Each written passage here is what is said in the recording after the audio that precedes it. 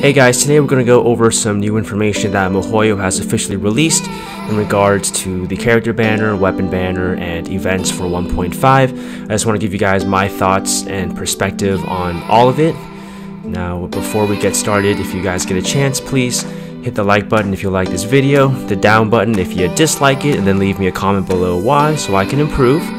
And also, if you don't mind subscribing, I'll be making a lot of Genshin Impact videos in the future, and I'm going to be giving you all the information you need basically. So if you could just subscribe, that'd be wonderful. Now, starting with the character banner, of course we have Zhongli coming up first.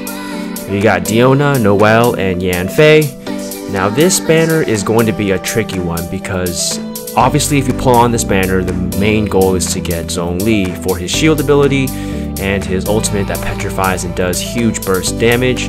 However, Diona, which is given for free in patch 1.5, her main bonus is that she provides a shield as well, and also a heal, and if you get her to C6, her ultimate can give you 200 elemental mastery, but that's C6, so you may not get there at all. And Noelle, because the amount of Geo characters in this game is so limited, the only two options for DPS was going to be Noelle and Ningguang, and the fact that you have Noelle on here with Zhongli, while she also provides a shield, although she can only be one of two options for DPS, it's kind of weird that they didn't put Ningguang on here. And my thought is that they're actually going to save Ningguang for Eula banner, the next banner coming up. That way, while Ningguang is, I think, better in DPS, and probably what you would want to roll for if you're going to go for a 4-star Geo DPS team with Resonance, they want you to roll on this banner to get Zhongli and grab your random 4-star constellations, and then come Eula banner, you have to pull on that one to get a copy of Ningguang. So my thought there is that miHoYo is being super greedy with this banner, alright? Additionally, with the Diona, yes, you're going to get a free Diona, and maybe they're thinking, oh, well, if you like Diona, then here, roll on this Zhongli banner and grab yourself a few more copies. But you wouldn't put Zhongli and Diona on the same team. So the only reason she'd be there is to build up your second team for Abyss, and I don't think that's worth rolling on for this scenario. And then finally there's Yanfei, which would actually be a good add to the team, but she's one of the 3 4-stars, so you may not even get her at all within 80-90 wish window before you get Zhongli, and there'd be no real reason to continue pulling for this banner. So this banner is actually, in my opinion, pretty trappy. All you really want is Zhongli. The other characters, while they provide something, especially Noelle paired with Zhongli, because she got that lightsaber sword, which she has her abilities up, is pretty nice. But Ningguang would actually be the better DPS in my opinion for him. Of course, if you want to pair Noelle because she's a Claymore and it's a pretty cool playstyle, then that would be a plus for this banner, along with Yanfei. So there is that. However, Yanfei is going to be in the standard wish, because down here it says that of the above characters, only the event exclusive character, which is he's the only event exclusive character, will not be available in the standard wish banner. So that means Yanfei will be going standard wish. So if what you're pulling for is Yanfei and you don't want Zhongli, I wouldn't even roll on this at all. Just wait for it to go to standard wish at the end of this, and you will be able, well, at 1.6 that is. So come 1.6, then you can go ahead and roll your standard wish and hopefully get a chance to get her then. But I wouldn't roll just for this, especially if you don't want Zhongli. Now moving on to the weapon banner. At first glance, it is kind of weird that there isn't a 5-star spear for Zhongli, but there aren't actually really good 5-star spears for him. They all kind of work in one way or another, but none of them are like, oh my god, this is the Zhongli weapon. So I think what miHoYo was aiming for here was to say, hey, you know, if you want to get Zhongli, we know he pairs as a great support. Here are a whole slew of weapons for your team, besides weapons you would use for Zhongli. So that was pretty cool that this banner is actually for your team along with Zhongli and not for Zhongli himself. So what do we have here? We have Summit Shaper, the sword. We have Memory of Dust, the catalyst. And then we have Lithic Blade, the claymore. Again, Lithic Spear, pull on. Now those two are event exclusive, so if you want them, this is your chance, but I wouldn't recommend it, and I'll go into further detail why later. There's the Flute, the 4-star sword. And there's the Eye of Perception Catalyst, and then the Sacrificial Bow, which is Diona's best weapon, basically. So let's go over these weapons, since Now everyone knows about them. Now the website I'm using is Hunter World, Genshin Honey Hunter World, so definitely check them out. They're an amazing database for all things Genshin Impact. I'll put a link in the description below. Now to start the Summit Shaper for 5-star weapon, it's attack percent, which is not the best, however its passive is amazing. So it increases your shield strength by 20%, works great with Zhongli. And when you score hit on an opponent, it increases your attack by 4% for 8 seconds. You can stack it up to 5 times, so 20%, and it can occur every 0.3 seconds. And while you're protected by a shield, the attack increase effect is increased by 100%. So now you're getting a bonus of 40% attack.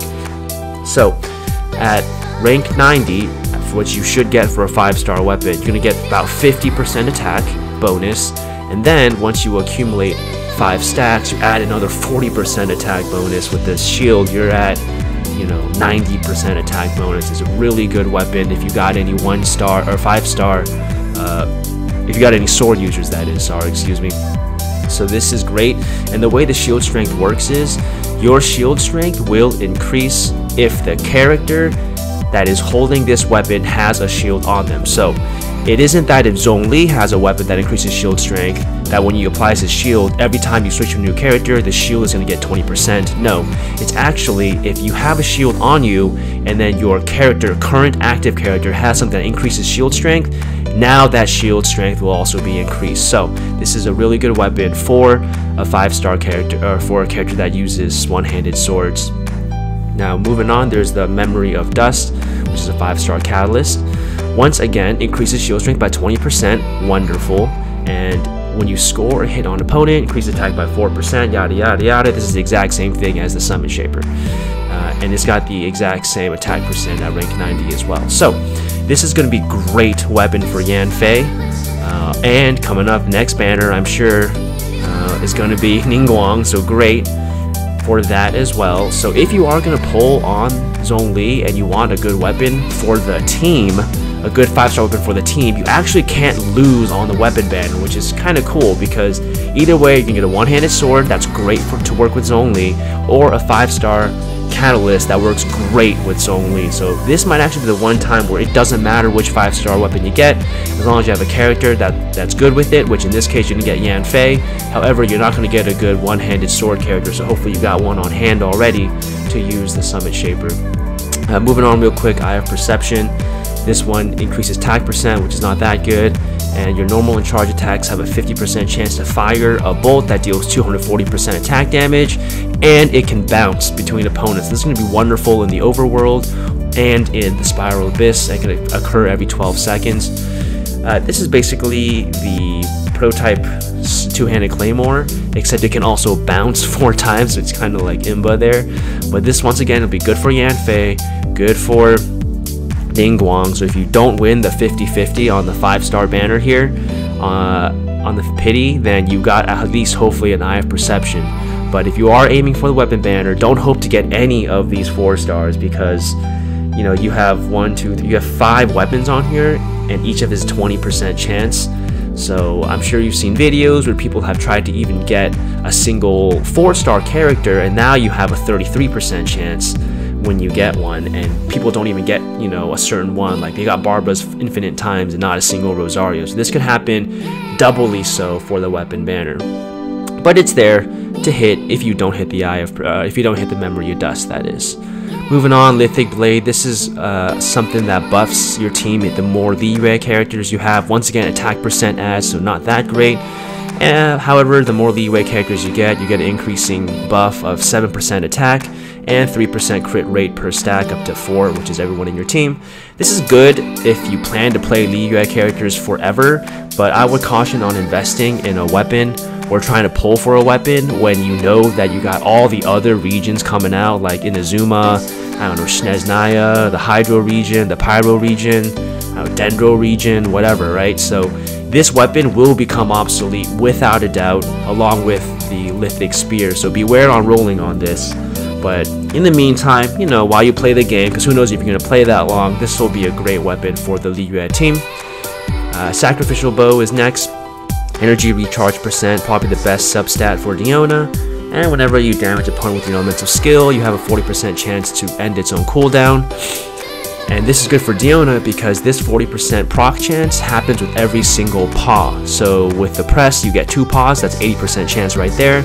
And then with the hold, you get 5 paws, and that's 200% chance. So almost guaranteed to reset doubly so to get your shield again. So good weapon for Diona there, but good luck getting it. And then lastly, we have the Lithic Spear, and it's also attack percent, and then the special passive ability is the same as the Lithic Blade that we just went over, so I'm not going to go over that.